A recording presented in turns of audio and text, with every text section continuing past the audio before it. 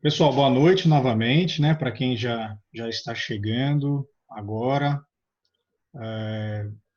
essas lives, assim, essas reuniões, né, abertas nossa desse formato online acaba, né, possibilitando que pessoas do Brasil todo participem, né? Antes de apresentar a gente o grupo, né, eu vou novamente pedir para aqueles que estão acessando por último agora para que sempre mantenham os seus microfones fechados. Por gentileza, coloquem as suas perguntas no chat. E aí, ao final, né, no momento que os nossos palestrantes concluírem, né, eles vão colocar o momento deles ali para as perguntas, né? Aí a gente pode fazer uma liberação para pergunta em áudio também, mas só reforçando, até pela dinâmica, para que as pessoas sejam breves, né? Um minutinho ali para colocar a pergunta, para problematizar, para que a gente possa dar oportunidade a todos, né? Essa fala de todos. Tá joia? Suzana, como é que conseguiu? Né? O doutor Luiz também já está presente, não sei se vocês vão ficar na mesma câmera ou se em câmeras distintas. Vamos dar mais uns minutinhos, pessoal. Ainda está 19h33 e aqueles 5 minutinhos também, 6 minutinhos aí para quem tá tendo alguma dificuldade de acesso, né? Normal que ocorra, tá bom? Se vocês quiserem irem se apresentando aí para a gente saber de onde que Legal. vocês são, é uma oportunidade legal. Se quiserem E colocar até, aí no gente, chat. isso como uma forma de, muitas vezes a gente comenta nas reuniões, né, de uma exigência, às vezes, do judiciário, né, quem tiver interesse em colocar o seu nome completo e colocar a comarca, né, da onde está vindo, é interessante para que a gente fique com esse registro de quem foram as pessoas que participaram desse momento. E eu estou aqui falando e prestando atenção e admitindo as pessoas para o grupo. Exato. E Essas aí, lembro de outra coisa também, Merle, da câmera, né, pessoal? Sempre legal, né, já que a gente está online, mais ao vivo, sempre que possível vocês colocarem o rostinho de vocês aí para a gente interagir, né? Para que nós possamos interagir, possamos visualizá-los, né? Tá certo? não é uma obrigação, mas quem puder, né, mostrar o rostinho. Essa semana passada eu fiz uma reunião com o pessoal de uma empresa e todos estavam só com as siglas, né, só com os nomezinhos. É tão diferente de você falar com Olho no olho, palavras, né? né? Sim. Olha, Eu então, sou, eu sou Samuel, sou baiano, moro na Bahia, na região metropolitana de Salvador, Camaçari, e eu adotei 2 adolescentes aí de Vitória de Santo Antão, em Pernambuco. Que legal, legal, maravilha, Sam. maravilha, Samuel, seja bem-vindo. Pessoal, vou Bem-vindo. pedir para que a gente faça apresentações no chat, por gentileza, até para que a gente possa. Seja bem-vindo, Samuel, obrigado pela sua apresentação, né? E vamos. Hoje estou vendo aqui já presente, né? Doutora Suzana, doutor Luiz, que são os nossos palestrantes da noite. Vamos dizer assim que vieram de muito longe para estar aqui conosco, né? Vieram lá de Pernambuco, de Recife, né? Para estar aqui conosco. Então, assim, eles estão aqui presentes. Brevemente, pessoal, então já dando início formalmente à nossa reunião aqui, este é mais um encontro daqueles abertos que nós realizamos, o GEAFA, né? Todos os meses ao longo do ano. Sempre com palestras ou algumas mais reflexivas de interação. A gente sempre busca trazer assuntos distintos da adoção para que possam ser trabalhados aqui com pretendentes à adoção, com os pais para adoção, alguns, né, famílias já a longa data formadas por adoção, profissionais da área, né, o GEAFA, né, é um grupo voluntário, né, um grupo que já existe há 10 anos, para quem está aqui presente pela primeira vez. Este ano está fazendo 10 anos, né, fez 10 anos em março, e cujo um dos fundadores estão aqui, que é a Marli Ozaida, nossa presidente, é o Sidney, né, também o nosso diretor tesoureiro, a Melissa também é nossa secretária do grupo, né? Então, estão todos presentes. Hoje, em especial, a Marli e a Melissa, que estão um pouco resfriados, estão impossibilitados de falar. Então, a gente, né, elas pediram para que a gente possa fazer essa apresentação por elas também, né, por todos eles. Para quem não sabe, a Melissa e a Marli, elas são irmãs, né, e auxiliam para cuidar do pai delas, né. Então, elas sempre estão juntas, mesmo nesse momento de quarentena. Então, ficaram resfriadas juntas. Então, isso já contextualiza um pouquinho.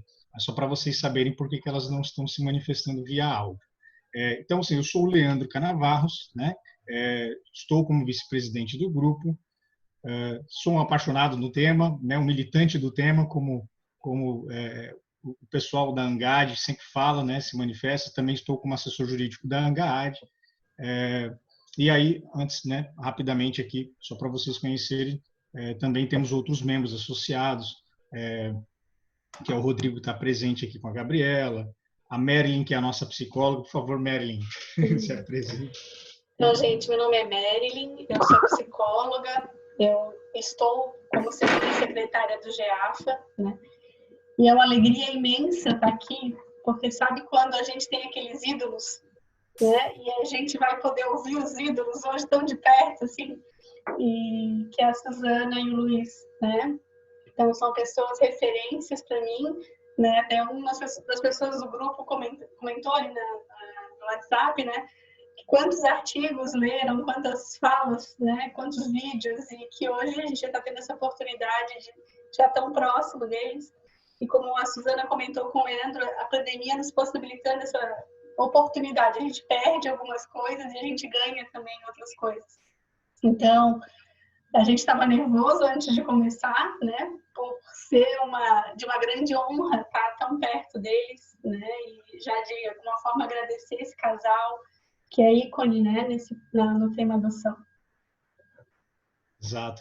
Então, pessoal, então para vocês conhecerem um pouquinho mais, como a Marilyn já mencionou, e também vamos passar a palavra para eles, né? Que eles que precisam protagonizar hoje aí, falar um pouquinho sobre adoção. É bem interessante lembrar que essas duas figuras, vamos dizer assim, essas duas personalidades, autoridades no tema da adoção, né, eles já estão há longa data, há muitos anos nesse universo, estudando, fazendo palestras, auxiliando na criação de grupos de apoio, palestrando em grupos de apoio em todo o Brasil, né, e a gente ainda não tinha tido essa maravilhosa oportunidade de recebê-los, né.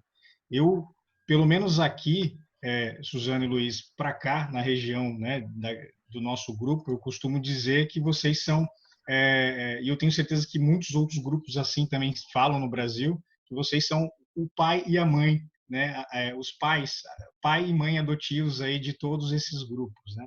Tamanha a dimensão, a importância dos trabalhos que vocês desenvolveram, os livros do Dr. Luiz, todos, né, as manifestações do trabalho, a Suzana frente à ANGAAD, na presidência, né, da ANGAAD, por algumas gestões.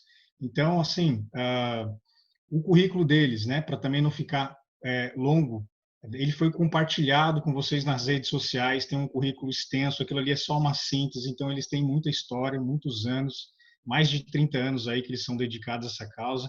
Eu acho até que o Dr. Luiz tem mais tempo do que 30, né? Se não me engano. Mas é melhor a gente não entrar muito nesses detalhes. Meio século. Sejam bem-vindos, por favor, né? Sejam bem-vindos e muito obrigado. A gente ficou até nervoso de verdade, sabia? A gente estava aqui, pô, parece que é a primeira reunião que a gente está fazendo, porque a gente ficou ansioso em recebê-los, né? Uma oportunidade que só está aí, né? O lado bom desse momento nos trouxe, né? O lado bom, que é a gente estar juntos, estarmos juntos mesmo distantes, né? Mesmo tão longe. Por favor, com a palavra vocês dois. Pronto. Então, no nosso combinado aqui, Luiz pediu para mim falar primeiro, né? Ele é esperto, né? Ele pede para mim começar e aí depois ele só engata, né?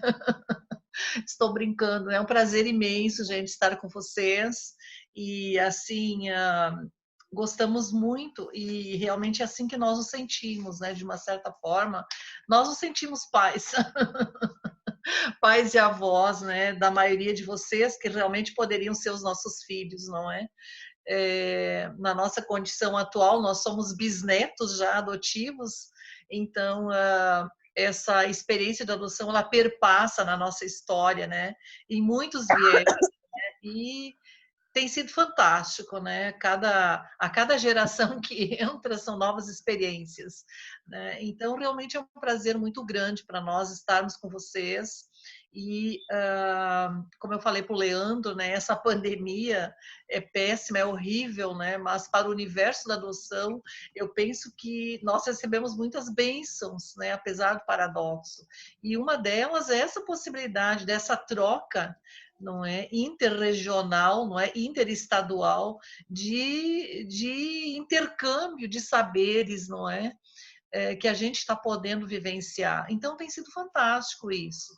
Penso que nós vamos crescer muito enquanto grupo de apoio à adoção, justamente por causa desta possibilidade. Hoje não tem GA que não tenha possibilidade de ter acesso à informação, né? Então, todas essas oportunidades de lives, de encontros, tem sido muito bom, né? Eu penso que todos estamos aprendendo muito no Brasil inteiro, né? Nestes meses de pandemia. E nós também, né? Com essa oportunidade de troca com todos vocês, com essas culturas tão diferentes, né? Que a gente tem a oportunidade de visitar, estar junto. Então é com muita alegria que nós estamos aqui com vocês e não fiquem nervosos, não. Nós também ficamos. E é interessante, a gente sempre fica um pouco, né, ansioso, também eu acho que tem a ver com a idade também, né, porque a gente precisa atender a expectativa de vocês, né, então, e realmente a gente vai tentar o melhor, né, para deixar com vocês uma contribuição boa, não é, que vocês possam aproveitar nas suas trajetórias, né, como pretendentes, né, como pais adotivos, que é o que nós todos somos. E simpatizantes também, não é? Leandro disse que não é pai adotivo, por enquanto, né? Mas eu acho que ele fatalmente será. Né? Não se adota filhos, mas se adota a Exatamente. causa, né? Por enquanto. Acaba adotando tudo junto, né? Então, isso tudo é muito fantástico, não é, pessoal? O tema que nos foi dado, eu queria, antes de começar, ainda saudar, não é, a direção do GEAFA, né, a Marli, eu esqueci o nome das outras pessoas, se é da idade, viu, pessoal? Eu envio meu abraço a vocês todos e queria agradecer o convite, não é, de vocês, por nós podermos estar aí com vocês, tá? Parabéns pelo trabalho de vocês. Eu tenho acompanhado pelas redes, né? Eu estou no grupo de vocês lá de Santa Catarina. Eu fico quietinha de vez em quando, mas fico lá acompanhando, né, e vendo os progressos, as atividades, né, que vocês têm. E tem sido muito bom. Santa Catarina tem sido muito bom para nós enquanto Angaad, né? Nós andávamos meio separados e de repente agora estamos todos juntos e misturados. Isso é muito legal, não é? Isso é fantástico, né? E nos deixa muito, muito felizes. Obrigado, Suzana, por favor. Pronto, então, né? Com calma, né? Vamos, tranquilidade, que é a minha palavra favorita, vamos continuar. É assim mesmo, não é, pessoal? A gente não tem controle sobre isso, não é? Quando a gente está no presencial também acontecem, né? Algumas coisas de vez em quando, né? Falha o som. Então, em relação à parentalidade adotiva, não é? Eu estava começando a falar nestes desafios que é o tema que vocês me propuseram. Na verdade, toda a parentalidade, não é, pessoal, tem desafios, não somente a adotiva, né? Sermos pais e mães é um desafio, né? Na verdade, sermos pais e mães é um projeto, né? E sendo um projeto, nós precisamos ter espaço psicológico na nossa individualidade, na nossa subjetividade para esse desafio. Nós temos que entrar nesse projeto adotivo, no projeto da parentalidade, com consciência, não é? Com entendimento claro do que vai ser esse projeto, do que nos espera, não é? Então, a gente não pode romantizar a parentalidade. Isso independe da idade do filho, isso independe de como ele vem, se ele vem pela biologia ou se ele vem pela adoção, né? Os filhos, eu costumo dizer que ter filhos é uma grande aventura. Nós vamos ingressar numa grande aventura. Não é? Então, quando a gente se prepara para uma aventura, todos gostamos de aventuras, não é? E quando nós nos preparamos para uma aventura, nós tentamos nos preparar, a gente tenta, assim, detectar todos os possíveis problemas que podem acontecer, e a gente faz isso muito bem, mas sempre acontece alguma coisa que a gente não fez a previsão. Acontece um inesperado. Na parentalidade também. Então, os filhos são realmente um grande investimento nosso, né? São um grande projeto de vida, né? E temos que estar preparados para isso. Então, em relação à parentalidade adotiva, que é o que eu vou falar com vocês assim um pouquinho, eu penso que os desafios começam já antes de nós entrarmos nessa parentalidade. Eu separei até em 3 tempos aqui a nossa fala. Eu coloquei os desafios antes da adoção, na gestação adotiva e após a chegada dos filhos. Então, eu acho que a gente vai terminar de falar amanhã de manhã às 7 horas. Preparem-se. Tá certo? O que acontece? Por que eu já coloquei antes da adoção, né? Eu não conheço vocês, não é? Mas se nós olharmos os pretendentes à adoção, num sentido geral no Brasil, e isso em geral é característica assim de todas as localidades, é mais ou menos os índices são parecidos, né? A grande maioria dos pretendentes que se dirigem à adoção são pessoas que não puderam gerar as suas crianças pelas vias naturais, né? Então, após um período longo, muitas vezes, de tentativas de gerar suas crianças pelas vias naturais, eles decidem pelo caminho da adoção, né? E é um caminho diferente, não é, pessoal? A adoção é um caminho diferente, é uma outra forma de filiação, né? É uma outra possibilidade, né? Não é a mesma coisa, a gente não pode dizer que é a mesma coisa. Então, em geral, essas pessoas já passaram alguns anos tentando engravidar pelas vias naturais, não aconteceu, lá pelas tantas alguém diz, basta, não quero mais, vamos adotar. Então, quando as pessoas se dirigem à adoção, em geral, elas não sabem muita coisa sobre este caminho da adoção. Ele é desconhecido.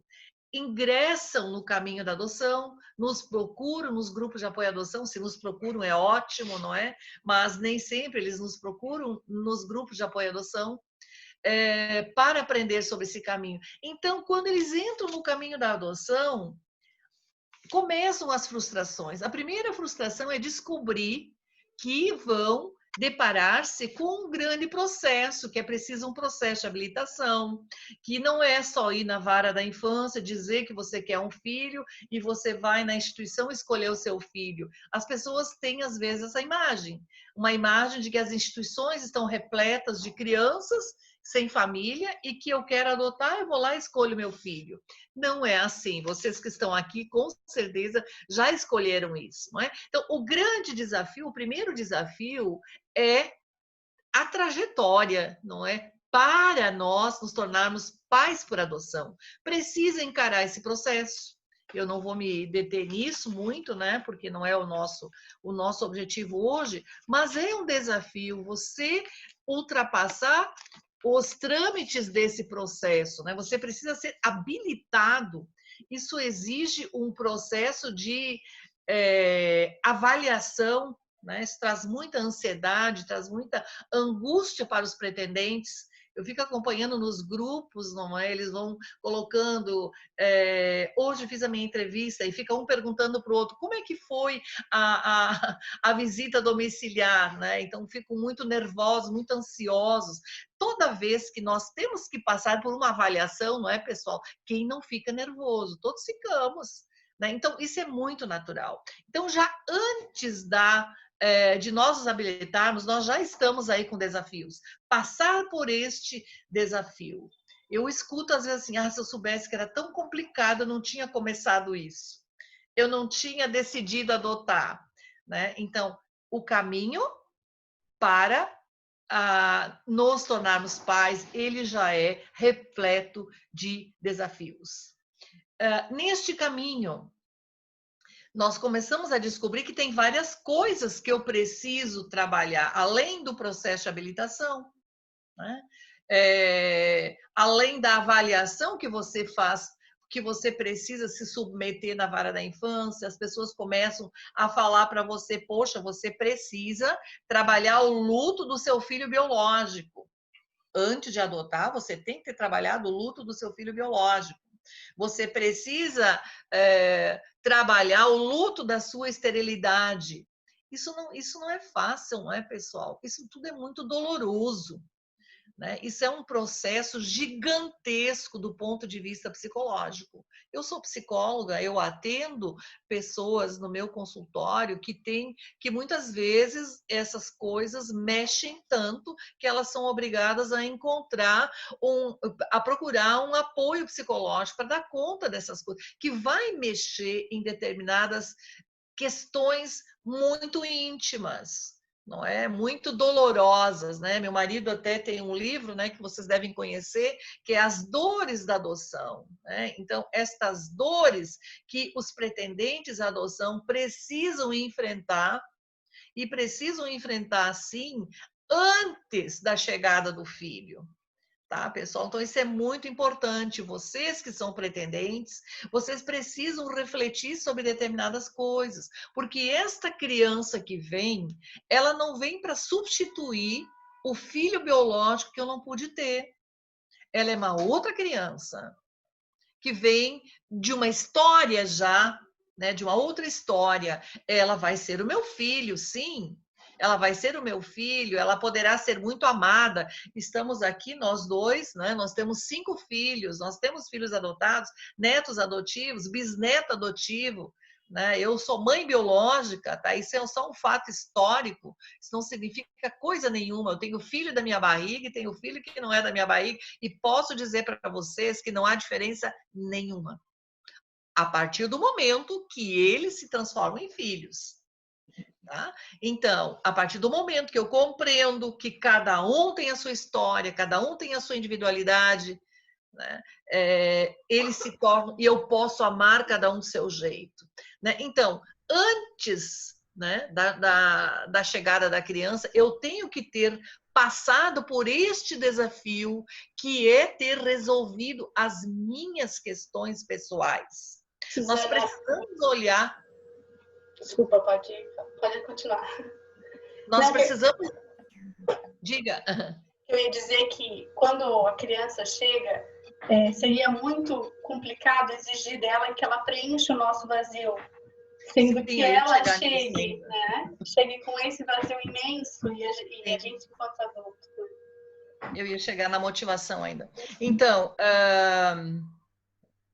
essas questões nós precisamos, elas são dolorosas e nós precisamos olhar para essas questões com consciência, com tranquilidade, com honestidade. Porque se essas questões não forem trabalhadas, a nossa adoção, ela tem chance de não ser um sucesso, tá certo? Quando é um casal, o projeto precisa ser a 2. Muitas vezes uma pessoa quer adotar, a segunda não quer adotar. Os dois têm que estar prontos para essa adoção. Ah, mas eu queria adotar, meu marido não queria ainda não. Não adote. Se é o casal que vai adotar, o casal tem que estar aberto e pronto para essa adoção. Tem outras questões importantes que rolam aí, gente, que são desafiantes. No casal, vou pegar o casal, né? Isso não quer dizer que eu estou assim me fixando na família nuclear, né? Mas num sentido geral, essas questões elas acontecem muito nessa família nuclear, né? Num casal, por exemplo, que tem problema de esterilidade, normalmente um pode gerar, o outro não pode. O que acontece? Aquela pessoa que pode gerar, ela vai ter que renunciar a essa possibilidade, né, em função da pessoa que não pode gerar. Isso é fácil? Não é. Isso sempre acontece? Não. Isso dá problema? Dá. Tá? Então, se isto não está muito resolvido entre o casal, aquela pessoa que pode gerar, se para ela isso está tranquilo, eu posso ter meu filho biológico, mas eu não vou ter porque a minha companheira não pode, ou vice-versa. Se isso está tranquilo para mim, tudo bem. Agora, se não está tranquilo, poxa, se eu fosse casado com outra mulher, eu poderia ter o meu filho. Eu escuto discursos assim. Né? Se eu fosse casado com outro homem, eu poderia ter o meu filho, essa coisa do meu filho, do próprio filho, não é, pessoal? O filho adotivo também é próprio filho, a partir do momento que ele se torna. Então, a moça psicóloga, que eu não lembro o nome dela agora, isso é horrível, né? Falou na questão da motivação. O filho, quando vem, ele não pode vir para ser substituto, ele não pode vir para preencher vazios existenciais, ele não pode vir para consertar casamento, ele não pode vir para ser companhia na velhice, ele não pode vir para ser uma resposta para a sociedade que me cobra o filho.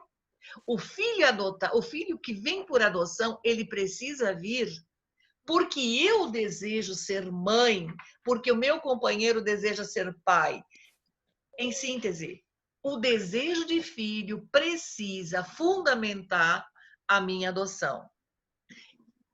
Antes da adoção, então, isso aqui tudo vocês vão trabalhar no processo de habilitação, né, pessoal? Às vezes, essas motivações, elas não estão muito claras, né? Então, esse período antes, vejam quantos desafios, não é? Outro desafio, a escolha do perfil da criança. Qual é a criança que nós queremos adotar? Pois é, mas eu queria tanto um bebê, né? Eu queria um bebê no máximo até 3 anos. Mas se eu colocar um bebê até 3 anos, vai demorar muito. Então, eu vou colocar até 3 anos. Então, esta parte da escolha do perfil é bastante desafiante também, não é? Normalmente, né, isso é muito natural, as pessoas que não podem gerar, elas escolhem uma criança mais novinha. Natural, não tem nada de errado nisso. Né? Se eu não pude gerar o meu filho pelas vias naturais, eu vou ter o desejo, num primeiro momento, eu posso ter o desejo, a vontade de ter um bebê. Então, não tem nada errado em relação a isso. Né? O que às vezes acontece, à medida que as pessoas vão amadurecendo este perfil, vão tomando conhecimento de outras possibilidades, pode acontecer que haja mudança.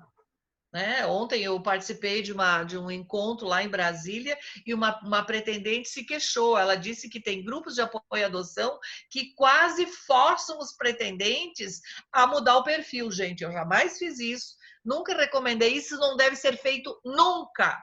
Jamais, never, nunca nós devemos convencer alguém a mudar o perfil. Jamais fiz isso na minha vida. Não pode. Tá certo? A mudança do perfil precisa acontecer de dentro para fora, a partir de uma formação interna, a partir de um insight pessoal meu, de um autoconvencimento, de um autoentendimento de que isso é possível. E só pode mudar o perfil se eu fiz o luto do meu projeto anterior. Quantos desafios, não é, pessoal? É fácil? Não. É difícil? Não. Só precisa ser feito com bastante consciência. É um processo complexo. Então, o caminho da adoção ele precisa ser um caminho muito consciente, não é, pessoal? Muito consciente mesmo. Tá? Então, antes da habilitação, vejam quantas coisas, né, que já vão acontecendo. Na gestação adotiva agora, que eu coloquei o durante, não é? Digamos que vocês passaram pelo processo, né? Conseguiram determinar o seu perfil, estão agora gestantes, porque todos estão, a partir do momento que você entra no processo de habilitação, você está gestando aquela criança. Né? Luiz, ele fala, o filho adotado não vem do corpo, né? Ele tem que ser incorporado. Então, o processo de gestação dessa criança, ele é a incorporação do filho na nossa subjetividade. Não é? Nós engravidamos psicologicamente, nós temos que encontrar dentro de nós o espaço psicológico para aquele filho, não é? Claro que isso vai trazer também muitas ansiedades e muitas angústias. Principalmente porque a gestação adotiva não tem tempo para terminar, não é, pessoal? Né? Claro, se eu tenho um perfil mais ampliado, né? Agora isso não é para servir de autoconvencimento, né, pessoal? De convencimento de ninguém. Se eu já estou determinada, né? Tem pessoas que já é diferente, não passam por essa trajetória, tem pessoas que já é mais simples. Eu sou uma família homoafetiva, eu já não tenho que fazer nenhuma elaboração da minha esterilidade, nós queremos adotar e vamos direto, e nós queremos filhos maiores, já está resolvido. Às vezes é assim, né? Eu já trouxe os desafios, que os desafios maiores, me parece que eles vão acontecer nesta família que precisa fazer as renúncias, não é, pessoal? Que precisa fazer esses lutos, né? Que precisa realmente encontrar-se, né? Para poder adotar, né? Adotar-se, né?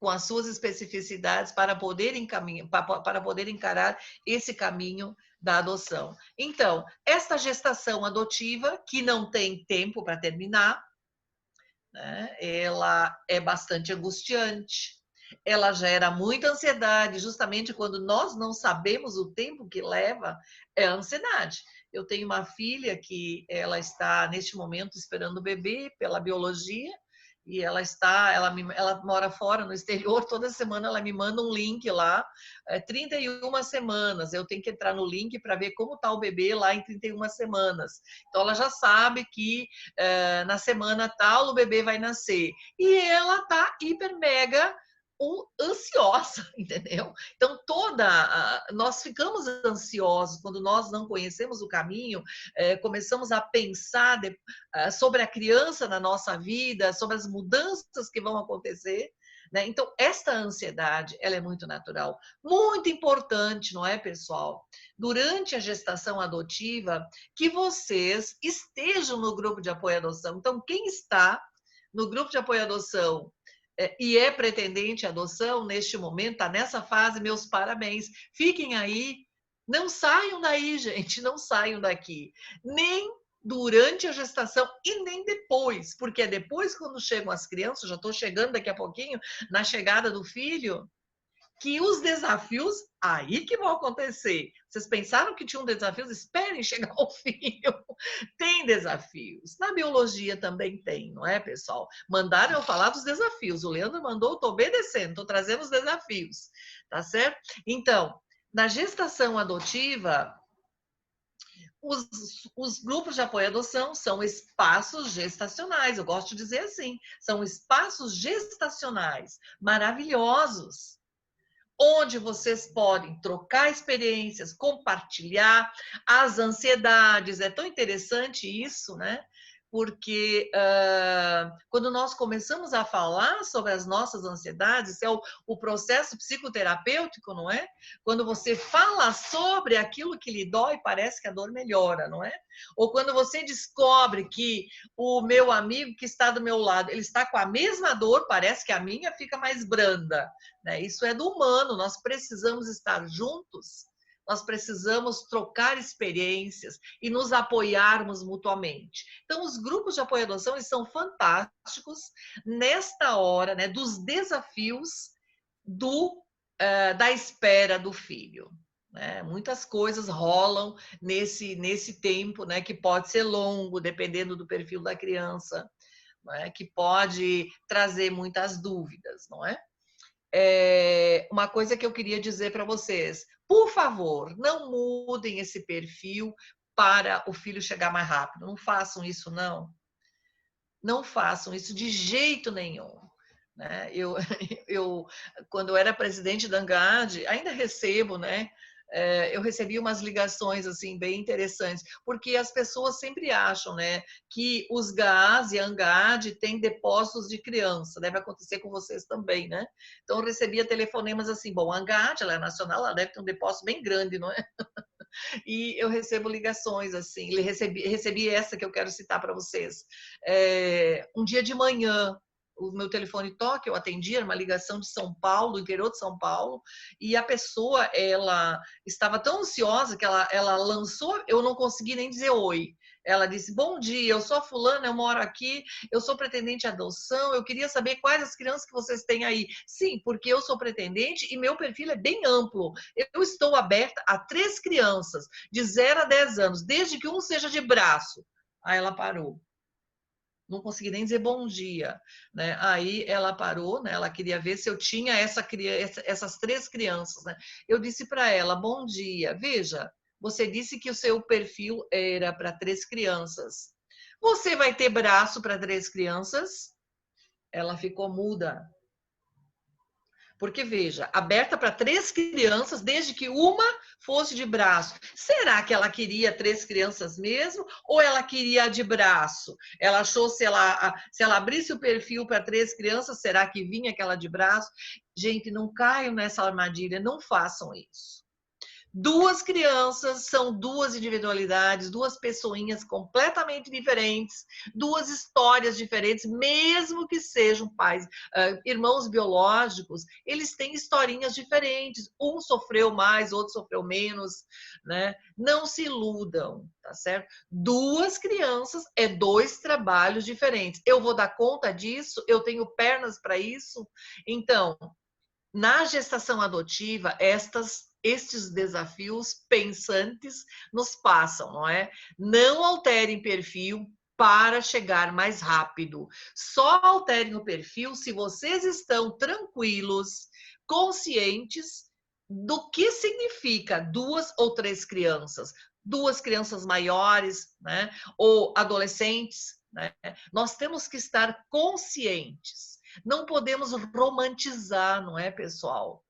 Fantasiar. Eu escuto muito assim, eu tenho tanto amor para dar, não sei por que essas crianças não chegam.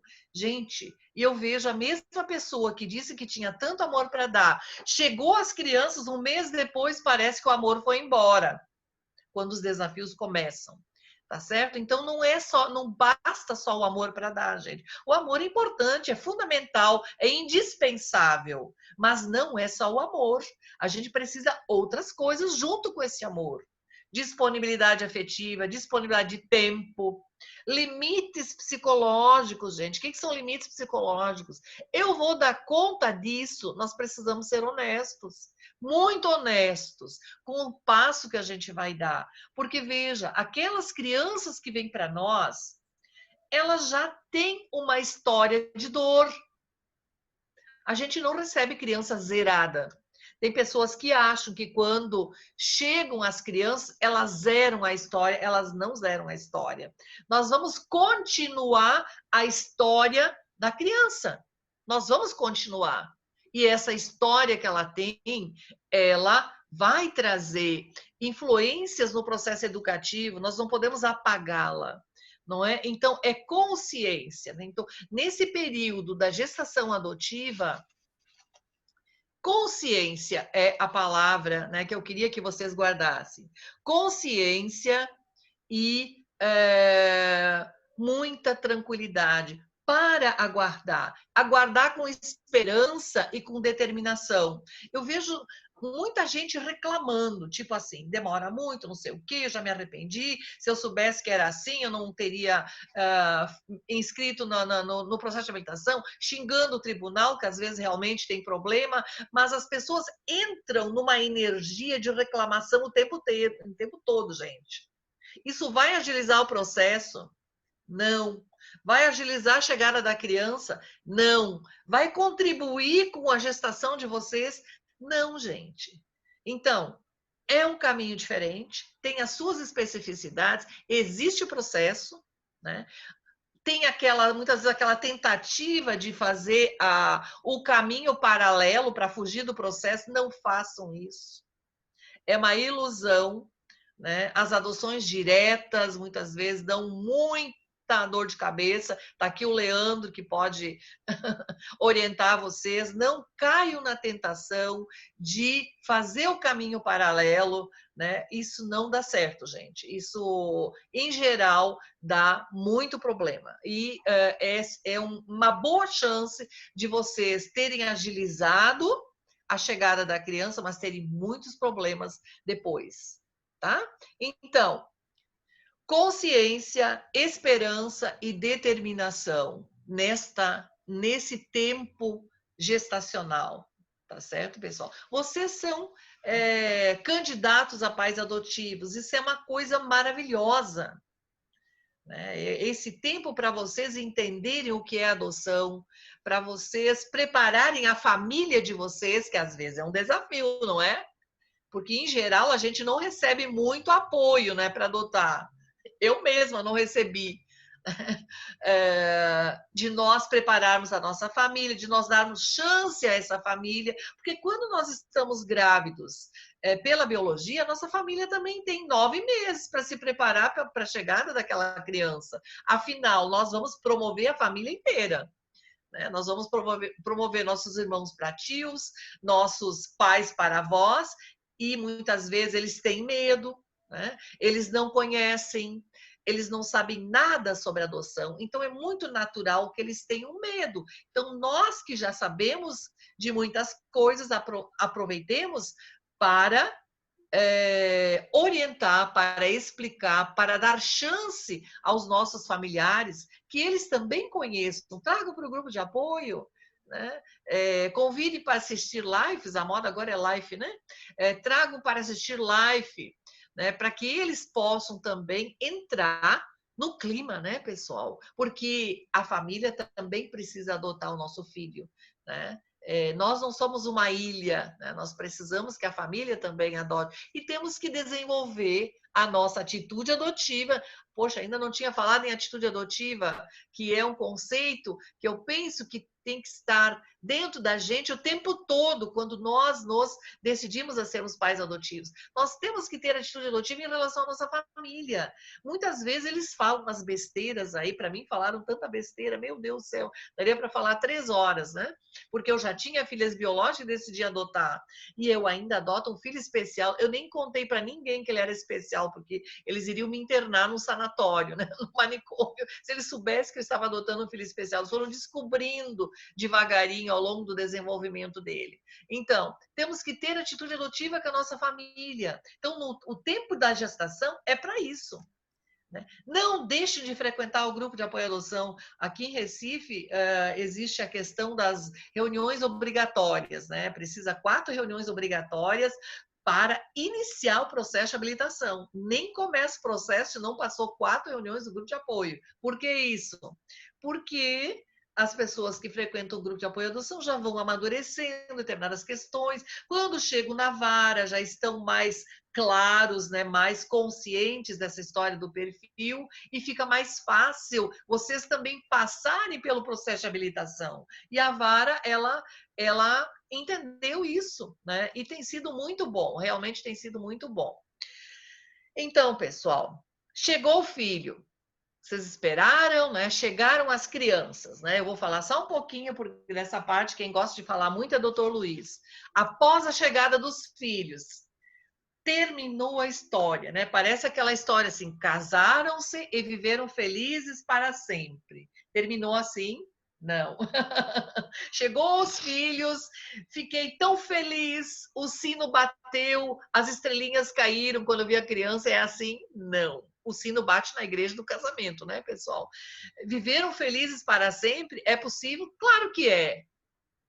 Mas é facilzinho assim? Não. O viveram felizes para sempre insere aí uma trajetória, não é, doutor Luiz? A nossa trajetória tem um bocado de coisa, a gente já está um bocado de tempo junto, mas tem um bocado de coisa que a gente enfrenta para que a gente possa viver feliz para sempre. Não existe felicidade eterna, né? Nós temos momentos felizes, os filhos também, né? Então nós não podemos, eu já falei, não podemos romantizar, principalmente a chegada do filho, né? Tem gente que acha que vai na instituição, vai ver a criança, vai imediatamente apaixonar-se pela criança.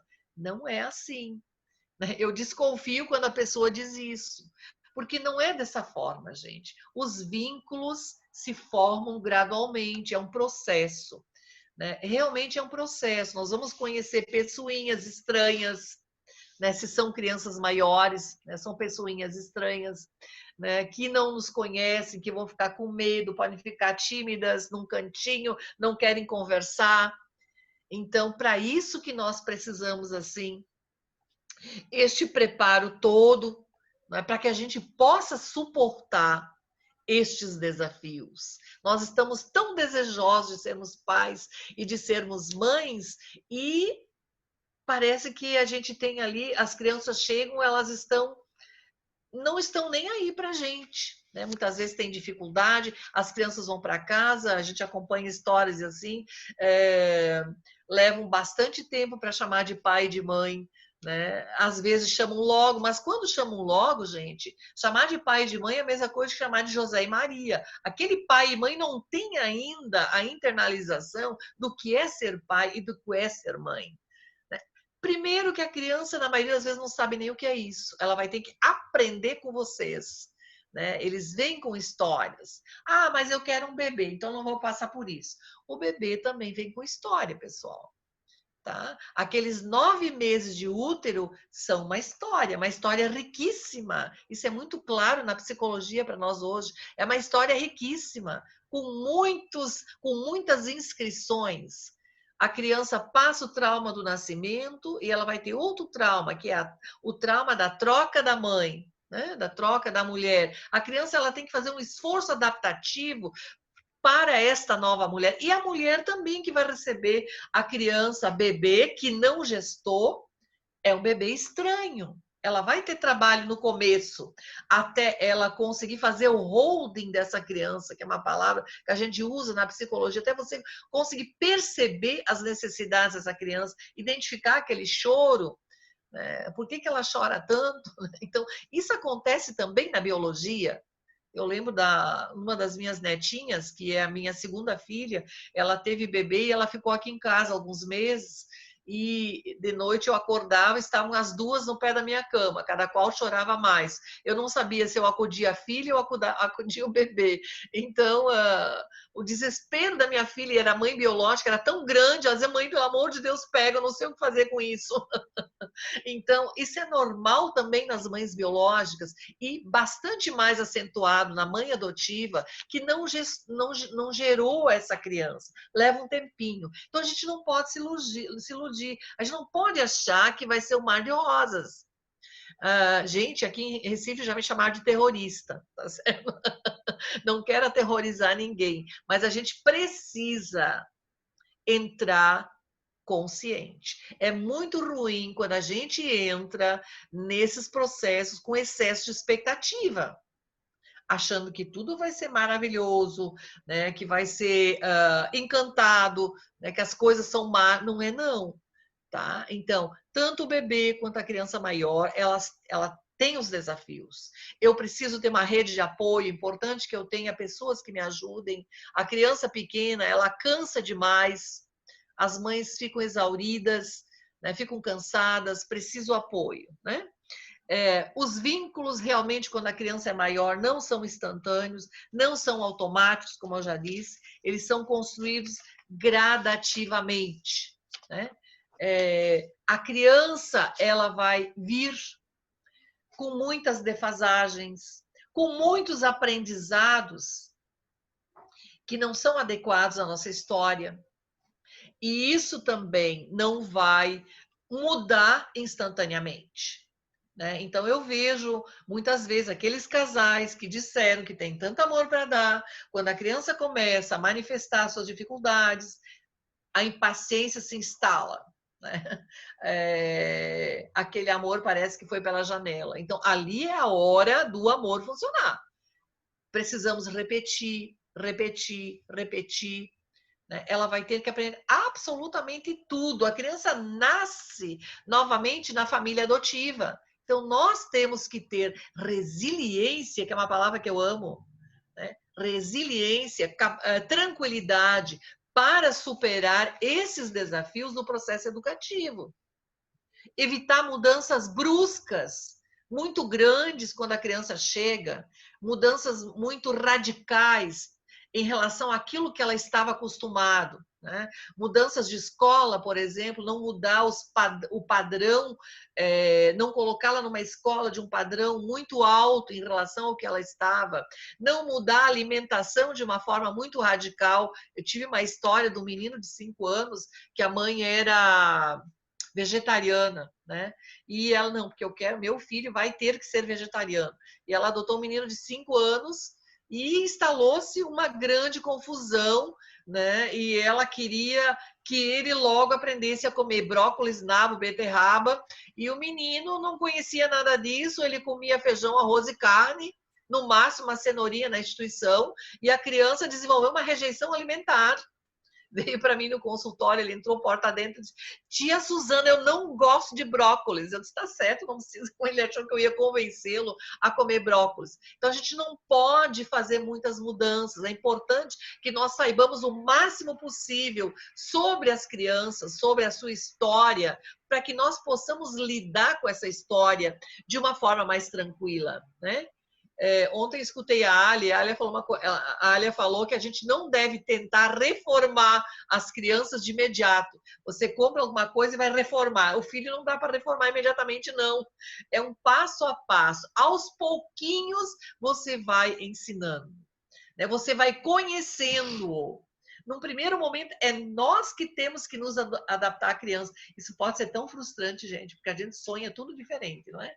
A gente sonha isso completamente diferente, mas a resiliência precisa ser nossa, tá certo? Os testes, não é? Você já deve ter ouvido falar, a criança vai fazer testes, faz testes, ela vai fazer testes. Afinal, ela precisa saber se esses pais realmente vão dar conta dela. Vejam que a inscrição psicológica que ela tem a respeito de adultos, que inscrição é essa? Adultos que machucam, adultos que abusam, adultos que negligenciam e adultos que abandonam.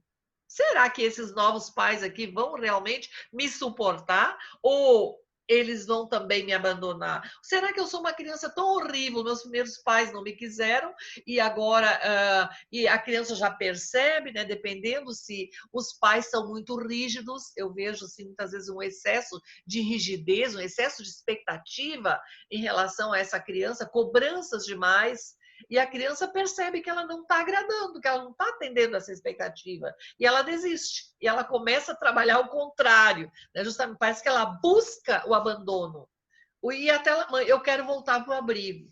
Por que você quer voltar para o abrigo? Ela quer voltar para o abrigo porque ela percebeu que na casa ela não está conseguindo atender a expectativa desses pais. Então a gente tem que ter muita calma. São desafios poucos, não é, pessoal? São muitos desafios. Mas também tem coisas muito boas. Não é só coisa ruim, não. Todos esses desafios, eles trazem para nós pais uma imensa possibilidade de evolução pessoal, de aprendizado, né? E é tão gratificante você perceber a evolução das crianças, como elas se recuperam rápido, como elas conseguem absorver essas novidades. Se nós não formos impacientes demais, se nós tivermos a tranquilidade necessária para passar por essas fases todas. Sempre lembrando, eu já vou encerrando aqui, sempre lembrando que a partir dos pais, que as crianças irão se organizar. Nós seremos o espelho, nós seremos o exemplo. Se eu estou tranquila, se eu estou segura em relação ao meu projeto adotivo, em relação à minha condição de pai ou mãe adotiva, assim minhas crianças vão se sentir. Vão se sentir seguros, tranquilos, como filhos adotados. É a partir de nós que eles vão se organizar, né? Se as crianças são maiores, nós precisamos permitir que a criança tenha uma convivência imaginária com a família de origem. Opa, como é isso? Talvez eles queiram falar sobre a família de origem. Talvez eles queiram trazer novidades sobre essa família para nós. Nós temos que estar abertos para ouvir, para escutar, para acolher essas coisas que vêm. Às vezes eles demoram para começar a falar, mas daqui a pouco eles começam a falar. Então, a gente tem que estar muito preparado para acolher essas demandas que chegam, né? Então, nesta fase, né, eu vou encerrar dizendo isso, né? Na fase no período de adaptação, que é assim, o período mais crítico da chegada das crianças, muito importante, não é, pessoal? Permaneçam no grupo de apoio à adoção, que é lá que vocês vão ter apoio, suporte, vocês vão ter aquele SOS necessário nessas horas, né? Não tenham medo de perguntar, não tenham, não sejam inibidos. Ah, mas eu não vou perguntar isso, o que eles vão achar de mim? Gente, quando eu me tornei mãe pela primeira vez, foi pela biologia. Eu tinha uma dúvida de 3 em 3 horas. Na época, eu tinha que recorrer ao pediatra. Meu Deus, coitado. Depois eu pensei, quem mandou ele ser pediatra? Aí ele é caguente. Então, nós temos dúvidas, né? É quando a criança chega que nós vamos nos inaugurar enquanto pais. É a criança que inaugura os pais. E, às vezes, nós temos surpresas sobre nós mesmos. Poxa, eu não sabia que eu era tão impaciente. Eu não sabia que eu era assim. E nós começamos, muitas vezes, a nos desesperar, a termos ansiedade sobre a nossa capacidade. É muito normal achar que a gente não tem capacidade, que a gente não vai dar conta, a gente... Meu Deus, por que eu fui desejar ter filhos? Eu não sabia que eu não dava para isso. É normal também. Por isso que é importante, gente, o grupo de apoio à adoção. Porque é lá que vocês têm um porto seguro, né? Eu não sei se vocês aí têm um projeto de pós-adoção. Nós temos aqui em Recife o NAPA, que é o Núcleo de Apoio no Pós-Adoção, que tem ajudado muitas famílias nessas horas de desespero, né? E realmente é muito, muito bom. Tá certo, pessoal? Muita coisa tem para dizer. Eu não vou falar mais, vou deixar um pouquinho para as perguntas, né? E deixar vocês ouvirem o Dr. Luiz também, que ele está com uma listinha bem grande.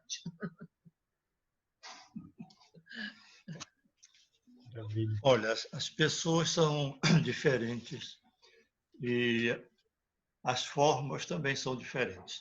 Eu tenho pouca coisa para acrescentar ao que Suzana descreveu aqui de uma forma muito boa, muito objetiva. Eu sou um pouco mais subjetivo, né? Então, acho que isso é bom porque complementa um pouco as faces da mesma coisa. Isso me lembra um poeta espanhol que dizia uma coisa assim. Ele dizia, se eu fosse um objeto, eu seria objetivo. Mas como eu sou um sujeito, eu sou subjetivo. Eu não sou objeto. De modo que eu ando um pouco por esse caminho da subjetividade, sobretudo nessa relação de convivência entre pais e filhos, sobretudo dentro de um contexto da parentalidade adotiva, né, que tem suas peculiaridades e a gente precisa levantar umas questões. Eu não sei se eu vou ajudar a responder algumas perguntas ou se eu estarei criando novas perguntas que vocês nunca tiveram. Mas não tem importância, porque o importante é a pergunta e a resposta, em uma hora qualquer a gente consegue. Primeira questão é que a gente teria que entender que os filhos, antes de serem filhos, eles são pessoas. E nós não adotamos necessariamente, de saída, nós não adotamos filhos, nós adotamos pessoas nas quais vamos tentar transformá-las em filhos. Vejam que o filho não é filho por desejar ser filho, isso não existe. Quem transforma uma criança ou um adolescente em filho é o indivíduo adulto que pretendeu ser pai ou ser mãe. Daí, o nosso preparo seria muito nesse sentido, de nós nos prepararmos como pessoas para essa empreitada de transformar crianças em filhos, de transformar adolescentes em filhos. Quando a gente começa a perceber e as pessoas a também exporem isso, das dificuldades na relação de parentalidade, não tenho nenhuma dúvida, e a minha experiência diz isso, que grande parte das dificuldades da construção dessa relação de parentalidade está pelo lado do pai ou da mãe, ou de ambos. Eles não conseguiram entrar no processo adequado àquela filiação. Eles não conseguiram encontrar as formas e os conteúdos adequados àquela criança para que ela se sentisse filho. Ela não vai se sentir filho independentemente de nós, os pais, não. Não tem como. Então, a responsabilidade muito maior na consciência de a criança se sentir filho não está nela, está nos pais. Daí a preparação necessária nossa para a gente entender o que é essa parentalidade. A parentalidade não tem a ver com a questão da consanguinidade, não tem a ver com a vinculação genética. A gente parece que faz uma confusão assim. A parentalidade é outra coisa. Eu, por exemplo, que tenho um sobrenome estranho, estrangeiro, então muitas vezes eu recebo e-mails de pessoas que têm o mesmo sobrenome que eu, né? Inclusive de outros países, de tudo que é canto, porque me veio na internet, descobriram o meu nome e então começam a querer saber se somos parentes. E, em alguns casos, eu dei um pouco de espaço e a gente começou a ver, e eu descobri que eram parentes, uma pessoa era do Equador, outra dos Estados Unidos, que tinham o mesmo sobrenome, e no final das contas tínhamos um parentesco lá numa cidadezinha do sul da Itália. Ora, existe uma relação de parentalidade aí? Nem pensar. A parentalidade real é aquela que se constrói pela afetividade. Ser pai e ser mãe é uma construção afetiva. Daí o biológico fica secundário. É verdade que todos os filhos são biológicos ao mesmo tempo que todos os filhos são adotivos, porque mesmo aqueles que geram os seus filhos precisam adotá-los afetivamente para que eles se tornem filhos. Então, o biológico entra na história, mas a parentalidade da convivência sistemática, ela é uma parentalidade afetiva. É por isso que filho não se escolhe, filho se acolhe. E a gente precisa parar para pensar nisso. Eu quero uma criança de 1 ano, um recém-nascido, ou de 4 ou 5 anos. Isso não é escolha, isso é uma determinação dentro das condições e das expectativas da gente, nada contra isso. Mas quando essa criança chega e ela não corresponde ao nosso imaginário de filho, então, às vezes, nós ficamos atônitos sem saber como fazer. O filho não tem que atender ao nosso imaginário. O filho não tem que atender às nossas expectativas, necessariamente. Olha, há certos filhos que não conseguem suportar o peso das esperanças que nós colocamos sobre as costas deles. Eles não conseguem carregar o peso das nossas esperanças, das nossas expectativas. Então, é nesse sentido que a parentalidade afetiva é um desafio, porque nós temos que, ao acolher o filho, aceitar o que antes nos parecia inaceitável. A relação de filiação percorre esse caminho. Muitas vezes nós temos que aceitar o que até então era inaceitável para a gente. Temos o direito, como pais, eu fiz isso muitas vezes, de fazer o esboço do filho antes dele chegar, ou quando ele chegou, aquele layout para ver se ele chega a uma arte final desejada por mim. E, felizmente, os filhos vão modificando o nosso esboço. A gente vai absorvendo algumas modificações, dá para absorver bem, outras nem tanto. E a gente sofre porque nos frustramos em relação a determinadas expectativas em relação ao filho. Eu até me pergunto se nessas situações aquela criança ou aquele adolescente está realmente na função de filho, se nós permitimos que ele se tornasse filho.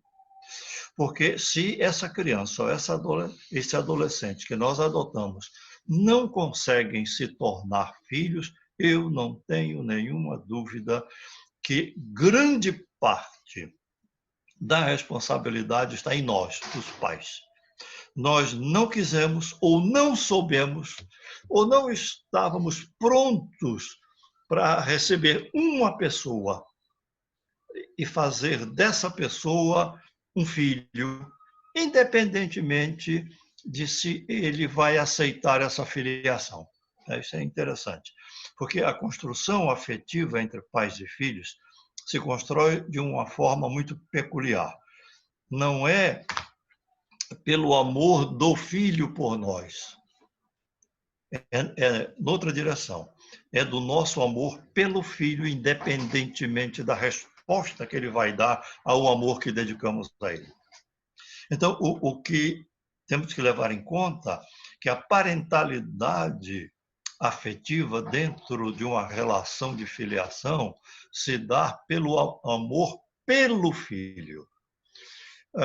É interessante que a gente vê isso nas mães que geram seus filhos e adotam seus filhos que geraram, eles recém-nascidos, e eles não falam ainda, e as mães falam com os filhos. E fazem perguntas, e perguntam, você gosta da mamãe? Como ele não responde, ele nem entende o que está ouvindo, ainda é recém-nascido, e não responde. E ela pergunta, você gosta da mamãe? Como ele não responde, ela sabe disso, ela dá a resposta por ele. Aí ela diz, gosta. E aí ela fica satisfeita e tudo vai transcorrendo bem, vai se construindo isso aí. Veja como a gente começa por um caminho instintivo, mas um caminho que pode ser uma cilada para nós. Porque nós vamos precisar, muitas vezes ao longo do tempo, de que esse filho confirme que tem amor por nós. Ele não precisa confirmar. Nós não precisamos ter a segurança do amor do filho por nós. Nós precisamos ter segurança do nosso amor pelo filho, do jeito que ele puder ser pessoa. Aí sim, aí nós temos uma outra grande questão. Nós temos, teoricamente, como alvo da relação de filiação, nós temos, vamos otimizar isso, aquela meta da perfeição, sabendo que a perfeição não se atinge. Mas é bom que ela existe, porque a possibilidade de chegar lá vai construindo a nossa caminhada, mesmo sabendo que não chegaremos. Então, nós desejamos aquele filho considerado perfeito. Ele não existe. O que existe é o filho possível. O filho possível é extraordinário, porque ele tem possibilidades dentro das suas contingências. Eu estou, talvez dentro de um mês, terminando de escrever um livro, que eu estava querendo escrever há muito tempo, mas estava sem muita condição. E aproveitei a quarentena e dei andamento a ele, está quase terminado. E quando eu estava terminando, eu projetei 21 capítulos nesse livro, já escrevi os 21, fui reler, cortei um deles, só tem 20 agora, e um desses capítulos resultou de um atendimento que eu estava fazendo a um adulto há um mês atrás e fazendo pela via virtual, e eu venho acompanhando essa pessoa já há muito tempo. E essa pessoa me disse uma coisa, olha, eu acho que o meu problema de hoje, uma pessoa adulta, meu problema de hoje é porque eu fui muito exigido quando era criança. E havia uma expectativa muito grande em relação a mim. E hoje eu sou desse jeito, com esse problema todo que o senhor está ouvindo. E eu disse, então você faz parte daquele grupo que antigamente, pelo menos, e no meu tempo de criança era assim, se chamava de O Menino de Ouro. Aquele menino de ouro, extraordinário, usando a linguagem antiga, bem comportado, obediente, que não brigava com os irmãos, que era estudioso, tirava notas altas, todo mundo achava o menino formidável, muito tranquilo. Esse era o menino de ouro. Então, dentre esses 20 capítulos do livro, há um que se chama O Menino de Ouro, a partir dessa conversa. E eu mostro o grande problema de a gente tentar construir o menino de ouro, e aqueles pais que conseguem, eles destroem uma parte da pessoalidade desse filho, porque eles deixam de ser a pessoa possível para ser a pessoa idealizada, imaginada, e começam a ficar descompensadas. Então, vejam só, a parentalidade adotiva implica a aceitação das singularidades dos filhos. Quando nós, os pais, queremos ensinar, mostrar e induzir os filhos a serem da forma como nós pensamos hoje, a gente deve lembrar que quando nós éramos da idade deles, nós não pensávamos como crianças, do jeito como pensamos hoje. E nós queremos que eles pensem hoje como crianças, pensem com a cabeça da idade que nós temos. Absolutamente impossível. Então, não tenho dúvidas. Nós vamos seguir construindo a parentalidade com nossos filhos, aprendendo com eles a aceitá-los como as pessoas que eles puderem ser. Isso não invalida a questão de nós apresentarmos para eles umas referências. Olha, posso dar uns exemplos bem específicos e muito resumidamente. O que é que nós gostaríamos que ocorresse com os nossos filhos na atualidade? Eles crianças ou adolescentes, nós adultos, alguns adultos já com uma idade mais avançada, como eu, por exemplo. Aliás, entre parênteses, quero fazer aqui uma observação, que ao me apresentarem, me falaram assim muito delicadamente nas entrelinhas, na minha idade, mas não precisa essa delicadeza toda, porque isso é um privilégio que eu tenho. Não é? Eu sou o mais velho de todos aqui. Então, eu me lembro que há muitos anos atrás eu ia falar a grupo de pessoas, eu era, às vezes, o mais novo do grupo. Depois eu passei a ter uma idade semelhante ao grupo a quem eu falava, e hoje eu sempre sou o mais velho do grupo a quem eu falo. Para vocês não ficarem calculando indevidamente a minha idade, deixa eu logo dizer, daqui a 4 meses, eu estarei completando os meus primeiros 85 anos.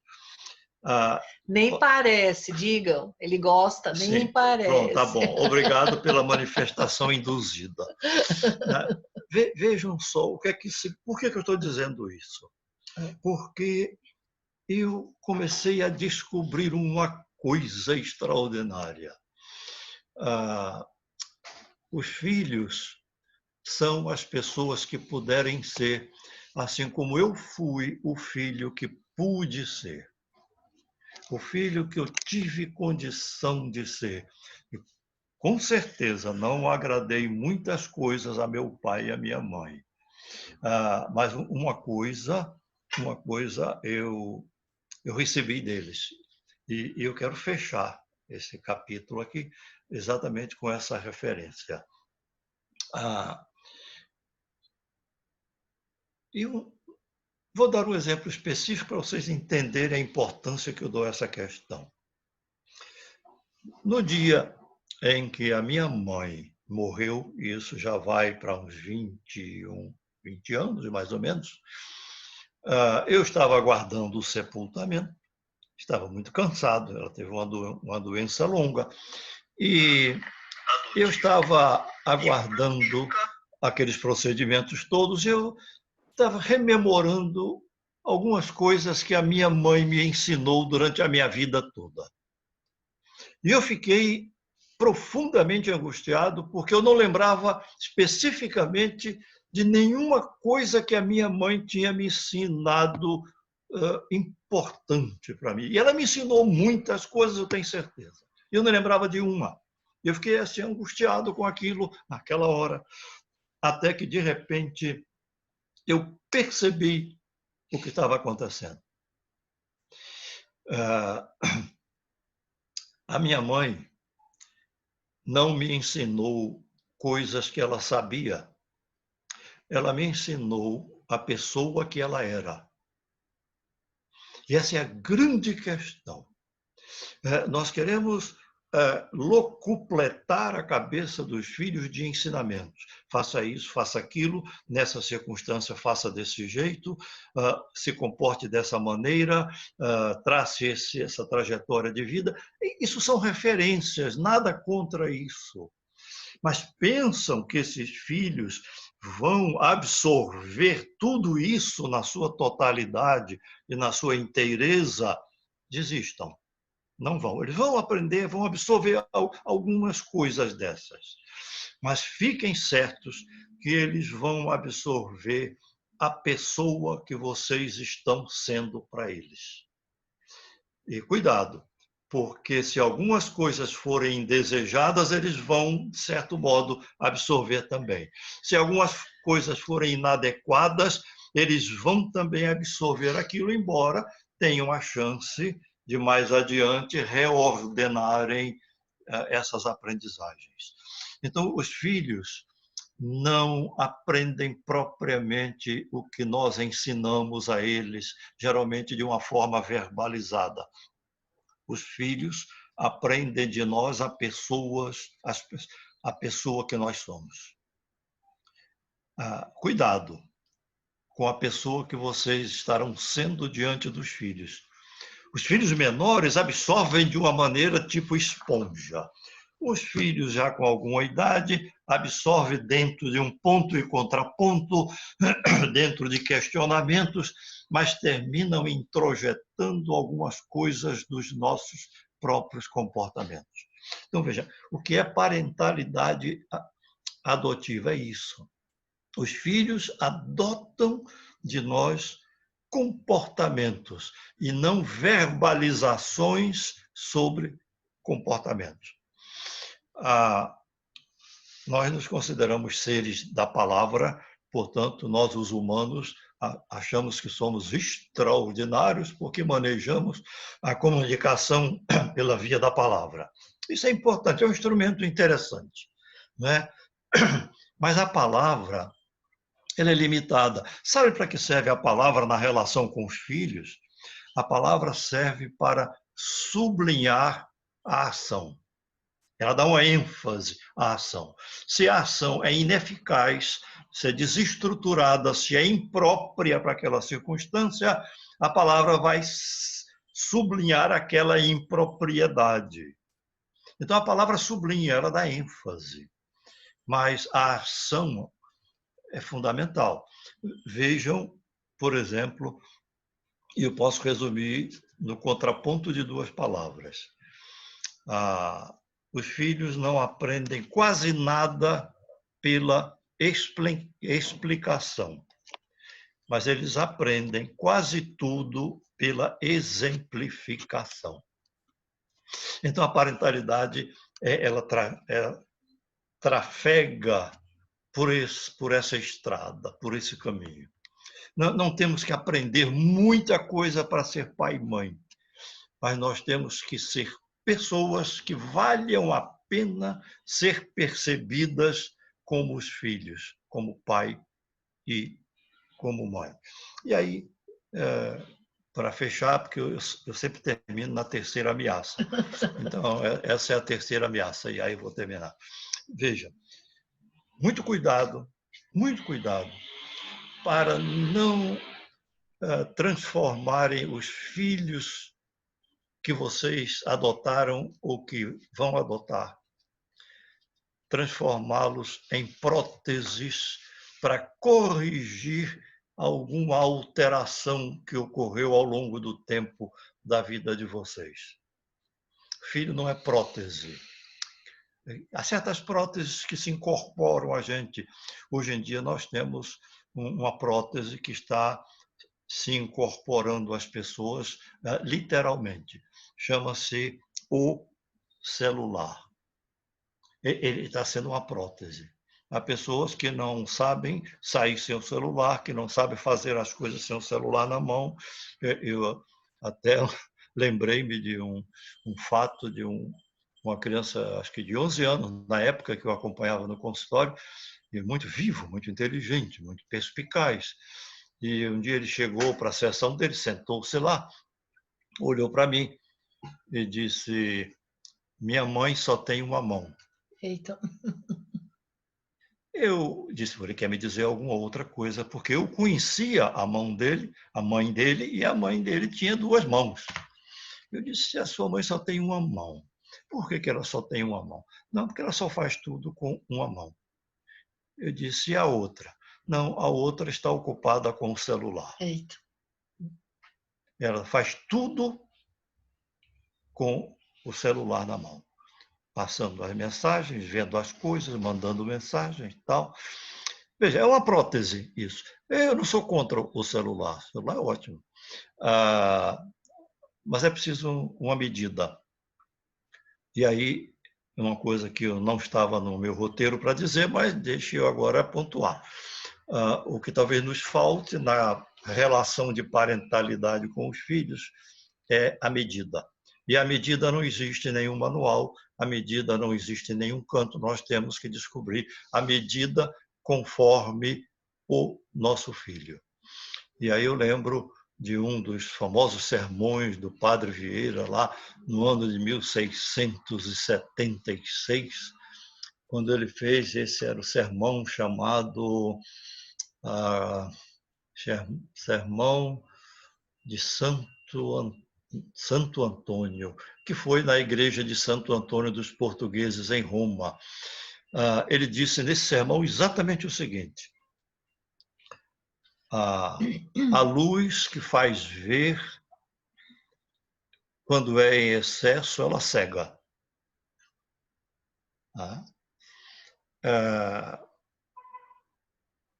Ele estava querendo falar sobre a medida das coisas. A luz é boa, ela faz ver, mas ela em excesso, ela cega.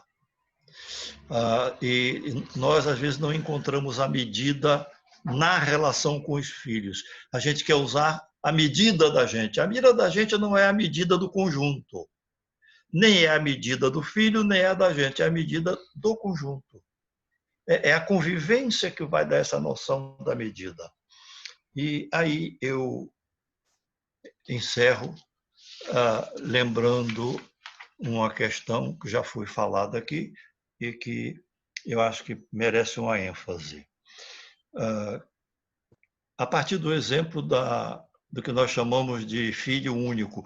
Há uma prevenção contra o filho único, não é? A gente sempre ouviu dizer que as pessoas que têm, os pais que têm somente um filho, esse filho vai ter problemas. Talvez porque os pais não dão limites a eles, talvez porque protejam demais, ou enfim, uma série de coisas. E sempre se disse, eu cresci ouvindo isso, que o filho único era geralmente um filho problemático. Isso não é verdade. Em alguns casos, provavelmente. Mas o que eu queria chamar a atenção é o seguinte: todos os filhos são únicos. Todos. Uma família que tem 3 ou 4 ou 5 filhos, todos os 5 filhos são únicos, porque eles são pessoas únicas. As pessoas confundem o filho único com o único filho. Quem tem um único filho é uma coisa, e precisa tomar cuidado com essas questões. Mas quem tem 3 filhos, 4 ou 5, ou quantos sejam, todos eles são únicos, porque são pessoas próprias com suas singularidades. Então, veja quantos desafios nós temos, mas veja, são desafios extraordinariamente bons.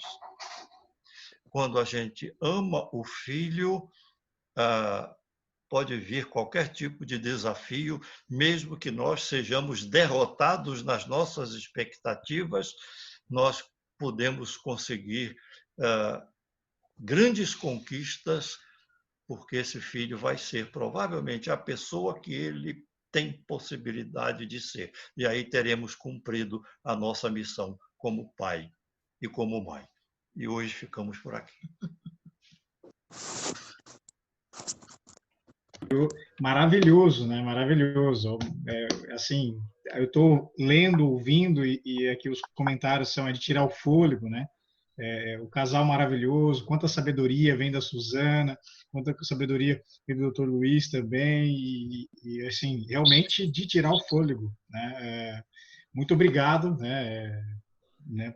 Eu aqui, um aprendizado, né? Se eu puder resumir, eu vou dizer aí, utilizando já das palavras do Dr. Schettini, que é luz na medida perfeita, na medida correta e na medida do nosso alcance, né? Onde a gente pode... Então, as falas de vocês vêm com essa luz aí, na medida como exemplo, né? Que o Dr. Schettini colocou.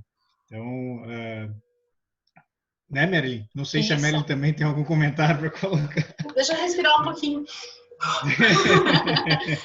Sempre tão bom ouvi-los, né? Como eu falei no início, ouvi-los tão de perto ainda. Faz como se fossem aqui da nossa região, aqui é nosso, né? E é da atitude adotiva, da comunidade adotiva, com certeza eles são os nossos pais. E aí tiveram algumas perguntinhas que eu só vou estar passando, que é quanto aos desafios, quando o perfil é muito amplo, né? Principalmente quanto à faixa etária, com relação à diferença de desenvolvimento de cada criança. Por exemplo, se eu coloco na faixa etária um perfil de 3 anos até 10 anos, né? Quais são as implicações e os impactos, né, de estar deixando um perfil tão amplo? Foi a Beatriz Coutro que fez essa pergunta. Isso. E aí, só um detalhezinho, pessoal. Vocês, caso queiram se inscrever para essas perguntas, né? Levantem a mão ou comentem ali, que a gente vai anotando. E aí, podemos abrir o microfone também, mas brevemente, né? Coisa de 1 minutinho no máximo, para a gente poder conseguir colher as perguntas de todos e também deixá-los descansar também no domingo, depois dessa longa participação, né, e proveitosa participação, contribuição que eles deixaram para nós, né? A gente não cansa, não. Isso é uma retroalimentação. Vocês nem percebem isso. Legal, Na verdade, obrigado, em relação à Suzana. pergunta, não é? Eu lembro que eu dei aquele exemplo daquela pretendente que queria 3 crianças, né? Perfil amplo, desde que um fosse um bebê. Veja, não há problema nessa adoção, né? Pode adotar perfeitamente uma criança de 13 e uma de 10. Mas, veja, são 2 crianças que estão em fase de desenvolvimento bem diferentes, né? Então, essa de 3 anos, ela está naquela fase que nós chamamos a primeira crise do desenvolvimento, né? É uma criança que ela vai demandar bastante atenção, né? Bastante envolvimento, bastante disponibilidade. Ela está naquela fase da birra, não é? Uma fase em que eles já têm alguma condição cognitiva para tentar conseguir as coisas do jeito que eles querem, não é? Normalmente as crianças que vêm por adoção, elas vêm um tanto quanto regredidas psicologicamente e até no desenvolvimento biológico. Então, essa de 3 anos, ela pode vir praticamente um bebê. Normalmente elas não têm os estímulos necessários anteriormente, né? Talvez ela não esteja desfraldada ainda, eu não sei. Né? São hipóteses, talvez ela não tenha aprendido ainda a se alimentar, ela vai demandar bastante, tá? E, em paralelo, você vai ter um pré-adolescente de 10 anos de idade. Então, 10 anos de idade é pré-adolescência, né? A pré-adolescência vai dos 9 aos 12, dos 12 em diante é a adolescência. Então, também é uma fase que demanda, né? É interessante que de um determinado aspecto vai estar muito parecido, porque a partir da pré-adolescência, eles também começam, assim, a testar algumas coisas, a contrapor, a contrariar, né? Às vezes contestar os pais, né? Então, é uma outra fase. Essa de 10 anos, pode estar um pouco regredido, né? Eu acompanhei um caso que a pessoa adotou uma criança de 9 anos, e ela queria uma criança de 9 anos porque ela já tinha uma de 11, então essa de 9, a opção dela foi para uma criança de 9 porque ela não queria ter trabalho. Senão, eu não tenho tempo para uma criança pequena, eu quero adotar uma criança de 9 para não ter trabalho. Qual foi a surpresa? A criança de 9 chegou com muitas demandas. Ela tinha 9 anos cronológicos. Psicologicamente, era uma criança de 5, 6 anos, que fazia crise de birra, que não sabia tomar banho sozinha. Então, essas questões todas, pessoal, vocês têm que pensar sobre. Não há problema nenhum nessas adoções, desde que vocês estejam preparados para isso. Então, normalmente, não sei se a palavra normalmente é correta, mas na maioria das vezes, a criança pequena, ela demanda mais a nossa atenção, no sentido do afeto, é bonitinha, é engraçadinha, né? E veja, aquela de 10 não pode ficar relegada ao segundo plano, vocês terão aí uma dificuldade. Né? Então, se vocês têm disponibilidade afetiva, limites psicológicos para as duas crianças, para que elas sejam atendidas da forma como cada uma precisa como pessoa, como falou aqui o meu parceiro querido, né? São duas pessoas que precisam ser atendidas nas suas singularidades, não tem problema. Tá? Eu costumo dizer com toda tranquilidade, você pode adotar filho em qualquer faixa etária, em qualquer número, desde que você esteja pronto para isso. Tem que ser consciente, né? Isso que a gente estava dizendo.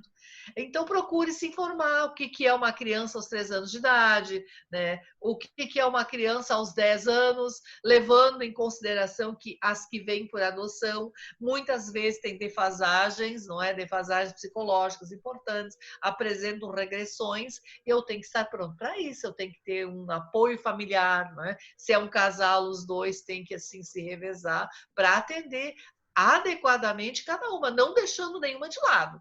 Porque aquela, se deixar o de 10 anos de lado, o que vai acontecer? Vejo que essas crianças, elas têm inscrições de abandono e rejeição. Ele vai perceber que ele não está sendo aceito, ou ele pode se sentir rejeitado. Né? Então, nós somos os adultos da história e temos que dar conta, né? Se nós desejamos isso. E ainda ontem a gente ouviu, né, Suzana, sobre a Alia comentando uma situação de uma criança de 9 anos que pediu uma madeira. E a mãe ficou perdida, mas será 9 anos uma madeira? A criança, não, vai lá, compra uma madeira. A criança usou um dia uma madeira, era só necessidade, né? Ela não teve determinar, essa criança de 10, ela provavelmente não vivenciou determinadas situações na vida dela, vai querer colo também, como eu disse para aquela moça, você tem braço para os 3, porque a de 10 também vai querer colo, né? Talvez você tenha que dar banho na de 10, ou ela vai pedir que você dê banho, porque você está dando na irmãzinha, eles fazem isso, né? Então, eu tenho que estar disponível, né? Eu tenho que ter limites, né, psicológicos para as duas crianças, tá certo? Aí eles comentaram também sobre as diferenças de cada um, filho, né? Uma mãe comentou que tem 2 filhos e são bem diferentes. E a minha mãe diz assim, ó, os filhos são igual a palma da mão. 5 dedos, 5 filhos diferentes, né? Que é o que o doutor Luiz também falou, né? Sobre essas diferenças a gente vai encontrar em cada um deles. E depois de 8 meses, uma mãe comentou que é onde aconteceu essa aproximação do filho. Então, tem essa angústia, né, que chama de pai, que chama de mãe, mas é muito mais do que um papel, e sim a questão do vínculo, de administrar isso tudo, de fazer essa despedida, né? E despedida não quer dizer nunca mais falar do pai e da mãe biológico, né? Que em muitos casos a gente vê que as famílias adotivas proíbem a criança ou o adolescente de falar, né? Isso é péssimo, não é, pessoal? Jamais, né? Eu tô meio confusa nas lives, acho que foi sexta-feira, eu participei de uma live onde eu falei sobre como falar sobre a história de adoção. Então, veja, isso eu tangenciei assim, muito rapidamente na minha fala, não é? A criança precisa perceber que nós a aceitamos com a sua história, né? A gente não vai zerar a história, isso é muito importante para o psicológico da criança. Você trouxe uma questão importante, não é?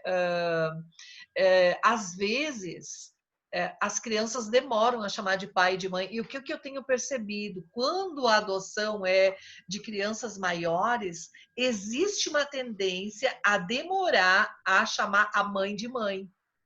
Eu tive um caso assim que foi até dramático, né? A criança saiu da instituição, o pai era painho, aqui no Nordeste é painho, não é painho, painho, e a mãe ficou tia muito tempo. Tia, ela não conseguia chamar a mãe adotiva de mãe. E essa moça, ela entrou em depressão, ela teve uma depressão pós-parto, ela não conseguiu entender, por mais que eu dissesse, é normal, tenha calma, se eu adotar seria a mesma coisa, essa criança está tendo uma dificuldade, essa criança ela foi muito maltratada pela mãe biológica, por isso que nós temos que saber a história, né? Uma criança que foi maltratada pela mãe biológica vai ter dificuldade para reconhecer outra mãe. E tem uma outra questão ainda que é muito importante. Veja, qual é a coisa mais terrível que pode acontecer para um ser humano, né? Nós percebermos que nós não somos amados pela nossa mãe, né? Então, veja, essa criança tem uma inscrição,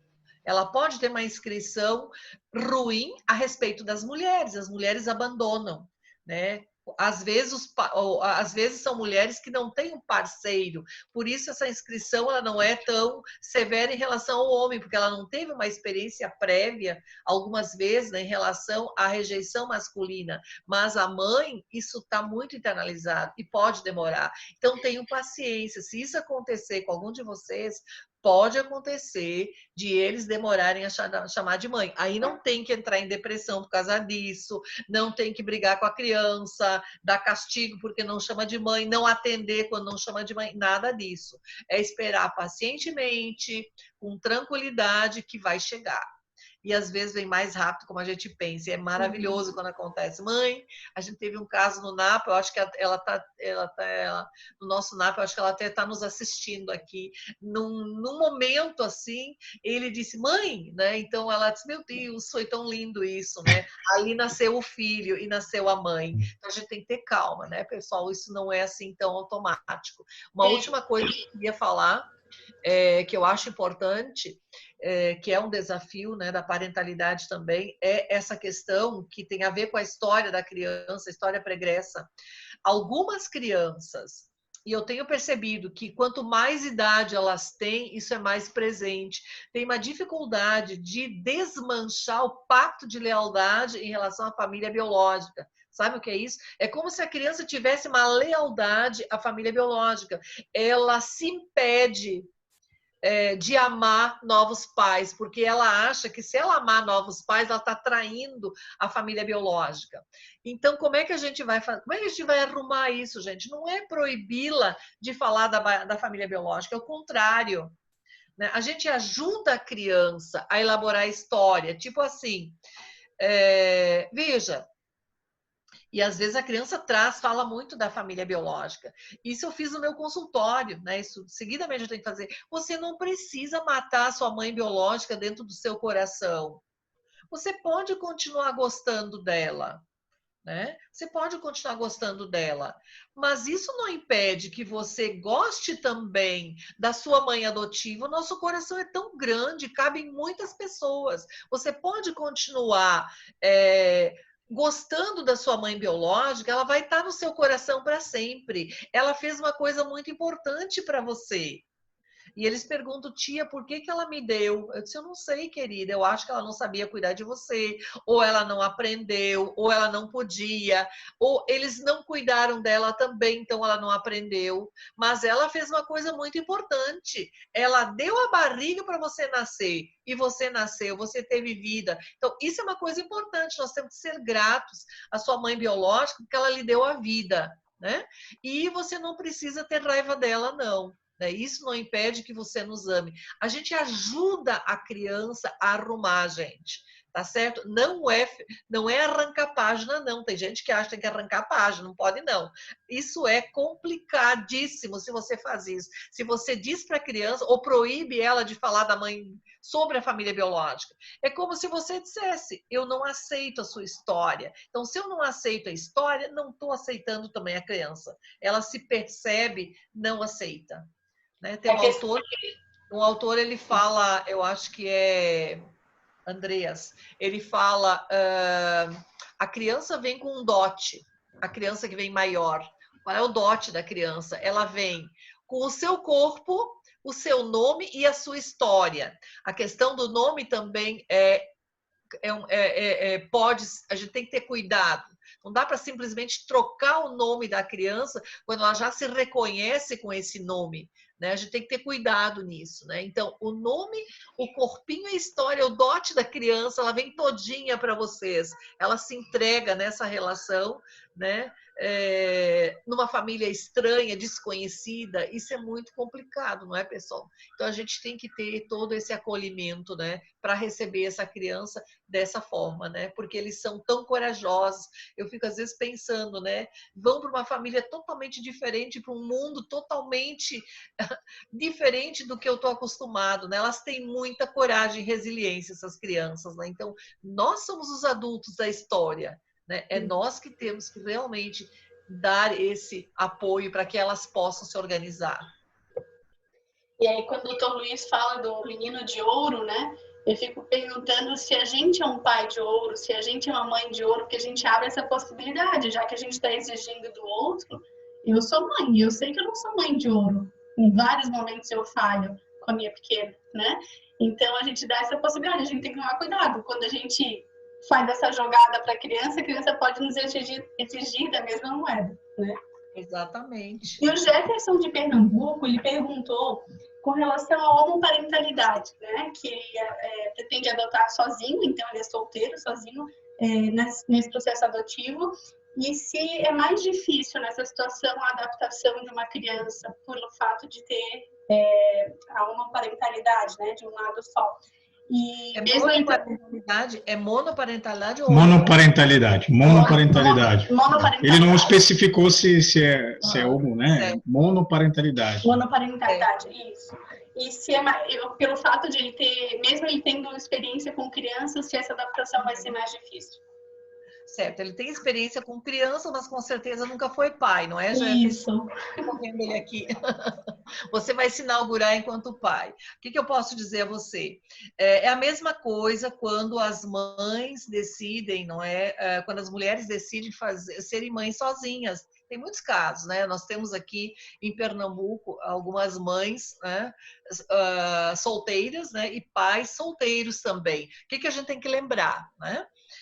Não sei qual é o perfil que você vai escolher. Normalmente, quando é homem e é monoparental, já escolhe um perfil um pouco maior, né? Uma criança um pouco pré-adolescente, talvez, né? Não sei. Tem que lembrar que você vai fazer os dois papéis, não é? A maternidade, a paternidade não está ligada a gênero, né? É uma função, né? Eu conheço muitos homens que são melhores mães que muitas mães. Digo isso com toda tranquilidade. E conheço também mulheres que são excelentes pais, né? Então, lembrando, né, que quem vai fazer a adoção é você, né? E você tem que ter disponibilidade para esses dois papéis, né? A função materna e a função paterna. Ele falou, né, que até 5 anos, Suzana. Até 5 anos. Pronto, então, até 5 anos você vai acompanhar toda a trajetória da criança. Eu tenho um caso aqui comigo, ele foi até de Pernambuco, né? Se o Jefferson é de Pernambuco, talvez ele seja do GA de Recife. E esse rapaz, ele adotou e ele entrou em psicoterapia comigo antes da chegada do filho. Suzana, eu vou ser pai e eu quero que você me prepare para ser pai. Foi tão interessante.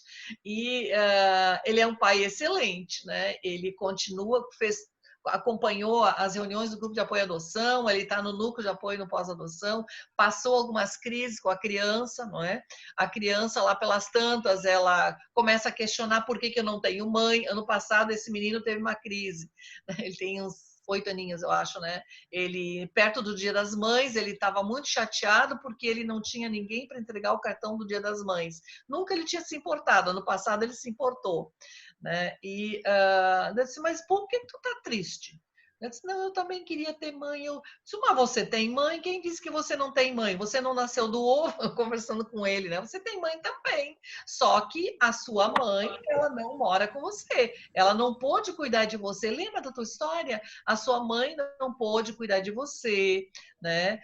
Por isso, e você foi adotado por seu pai. Seu pai não cuida de você direitinho? Ele não faz sua comida, ele não dá banho em você, não leva para a escola. Por que está faltando uma mãe? O teu pai não é legal? Então, por quê? Se o cartão você faça para o seu pai, qual é o problema? Papai não está fazendo também tudo o que uma mãe faria? Ter o cartão do Dia das Mães, você dá para o seu pai, pronto, resolveu. Que ele estava com problema para quem dá o cartão. Então, você pode passar por essas cobranças, né? E tem que se preparar, né, para conversar com ele, né, direitinho, não tem problema nenhum. O que precisa acontecer é que ele, teu filho, tenha que ter na família referências femininas, né, possibilidade, né, de interagir. Provavelmente você tem mamãe, você tem irmã, você tem tia ou tem prima, né? Então, quando está faltando um gênero, no dia a dia da criança, a criança tem que ter oportunidade de ter referências com outras pessoas da família, ou amigos também, né? Então, eu digo para a gente não pode ser uma ilha com o filho, né? Tipo, eu vou adotar uma criança, eu mulher, e eu digo para o meu filho, olha, nenhum homem presta, não quero que... Não, isso não pode, né? Então, a criança tem que ter oportunidade de ter referência, de buscar as referências com outras pessoas, sabe? Do meu círculo social. Não tem problema, Jefferson, tá? Você se prepare direitinho, né? E... não tem problema, né? É um pouquinho de trabalho porque você precisa de uma rede de apoio, não é? Se você ficar doente, por exemplo, quem vai cuidar do teu filho? Né? Então, a gente tem que ter uma rede de apoio, né? Isso que eu digo, adoção consciente. Quem vai cuidar de mim? Quem vai cuidar dele se eu tiver que viajar? Né? Às vezes ele não pode ir, né? Então, eu preciso ou amigos, ou pais, ou irmãos, né, que tem que me ajudar na hora da emergência. Isso a gente tem que lembrar, né, e se imaginar nessas situações que são reais. Exato.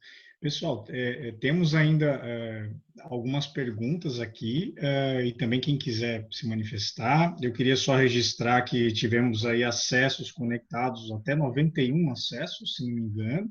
Muitas pessoas em dupla, né? Ou seja, passou aí tranquilamente a 120, 130 pessoas, né? Prestigiando aqui os dois, né? Doutora Suzana, doutor Luiz, então, muito obrigado, né? Reforço aí que maravilhoso isso, né? Essa oportunidade que estamos tendo aqui em ouvi-los. Uma coisa que me passou aqui também, que eu lembrei, que foi que o doutor Schettini disse que estava muito pensando num livro que está concluindo agora e que estava ocupado com outras coisas. Aí eu pensei, bom, com certeza estava escrevendo outro livro antes desse que estava porque tem uma fila de livros aí que, inclusive, né, lembrei disso para que possa também recomendá-los, né? Então, tem um vasto aí, né, opções de livros totalmente, né? muitos deles voltados a essa área, né? Que vale muito a pena de alguém que estuda, que se dedica aí a uma vida inteira para esse tema. Então, vale muito a pena ter contato com esses livros, né? A gente tinha a solicitação do professor Antônio, não sei se ele está ainda presente, da Bruna, e agora, por último, do Josivan, que levantaram as mãozinhas, né?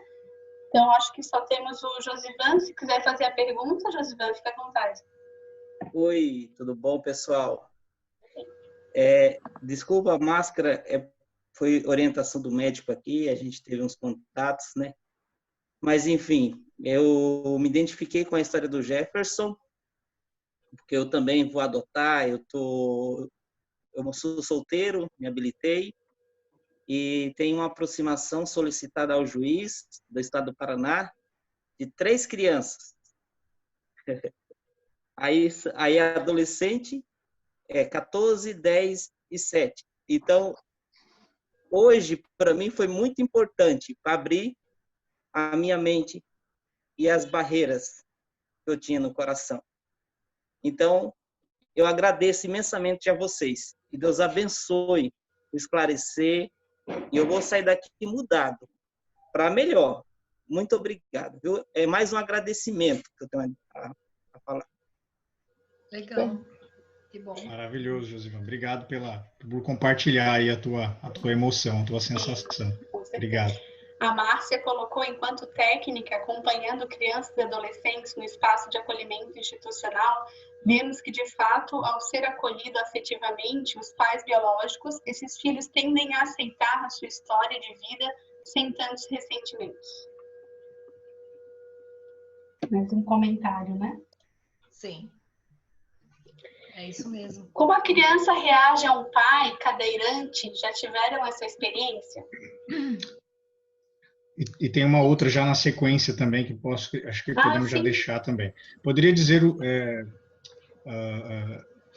nome completo do autor que você mencionou agora, Suzana, eu acho que, se não me engano, Aldreas, o que fala sobre corpo, nome e história. Certo. Eu não lembro o nome completo, eu vou ficar devendo isso. Eu posso avisar depois. É de Andrea, eu não sei o primeiro, acho que é Antônio de Andrea. Isso, eu acho que é Antônio de Andrea, tá? Eu tenho ele na minha dissertação, posso ver em que página está isso. Sobre o cadeirante, não é? Veja, a criança, ela vai...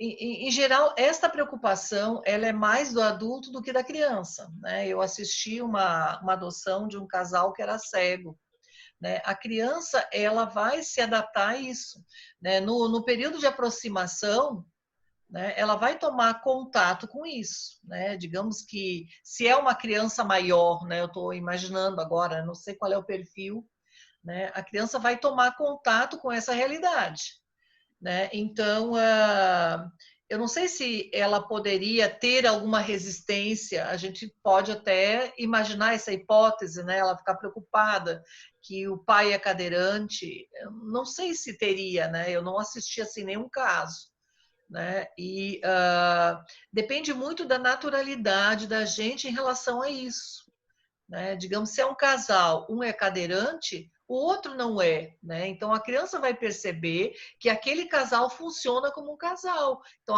o que aquele não pode, o outro vai poder, né? Não imagino que seja um problema não, pessoal. Não tenho uma experiência prática nisso aí, mas acho que não seria um problema. Tu teria alguma referência? Não. Acho que não seria um problema não. Nós temos um exemplo de uma pessoa que já participou do GEAFA, até acho que é anterior a eu e a Merlin, talvez os fundadores que estão presentes, mas estão sem poder falar agora, também poderiam comentar numa outra oportunidade.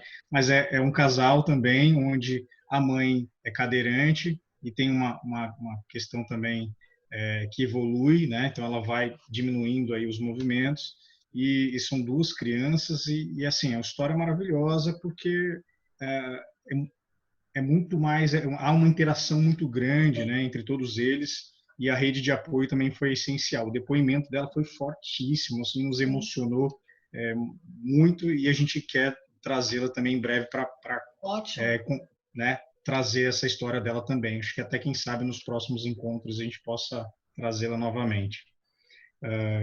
Então, tem algo, acho que tem mais pergunta também. Suzana, eu vamos... dei uma procurada aqui na internet, tem Antônio de André. Né?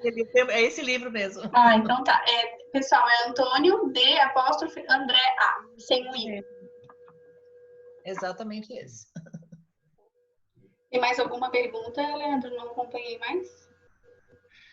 Tem uma outra... Pessoal, se alguém quiser se manifestar nesse momento, alguém levantou a mão aí que esteja... Senão a gente também pode...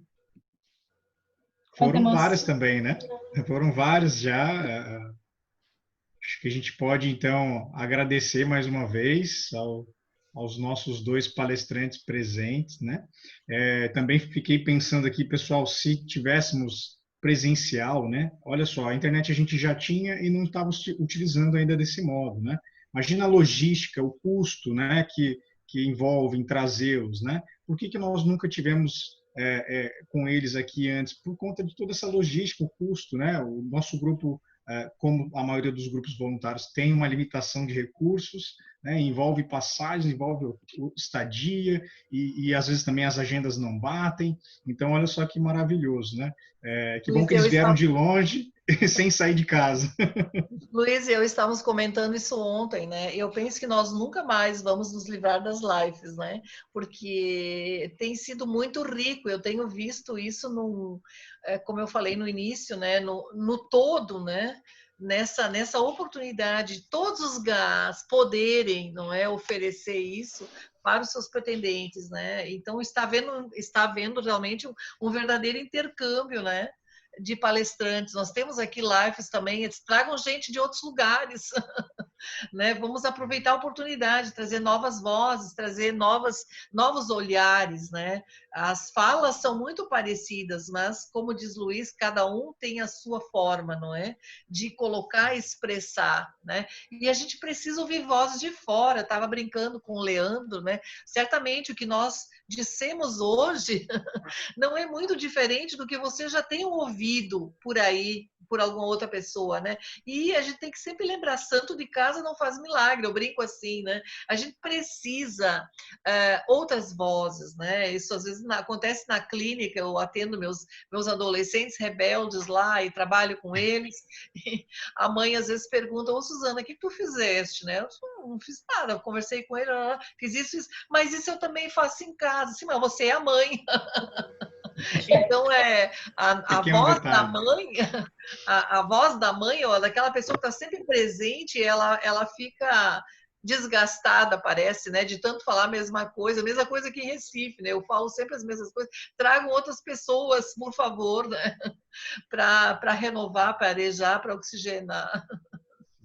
Eu trago um abraço carinhoso, né, um beijo, um abraço carinhoso da Marli, nossa presidente, fundadora, Cid e a Melissa, né, que são os três fundadores que estão nos acompanhando aqui, estão só sem poder falar no momento, e trazem esse carinhoso abraço para vocês, pela atitude adotiva, né, vir aqui participar desse encontro. Obrigado mais uma vez. Muito obrigado. Palminhas aí, turma. Valeu. Muito bacana mesmo. Pessoal. Foi um prazer. Boa noite para vocês. Excelente domingo, né? Um beijo grande no coração. Né? Certo. Obrigado. Estamos à disposição, tá bom? Que ótimo, agradecemos. Obrigada pela participação de todos também. E no próximo mês, no primeiro domingo, né, a gente continua com os nossos encontros mensais. Exatamente. Até o próximo primeiro domingo de agosto já, né? Meu Deus, esse ano tá maluquinho, assim. A gente perde a referência. Tchau, pessoal. Muito obrigada, gente. Muito obrigada, Suzana, Luiz.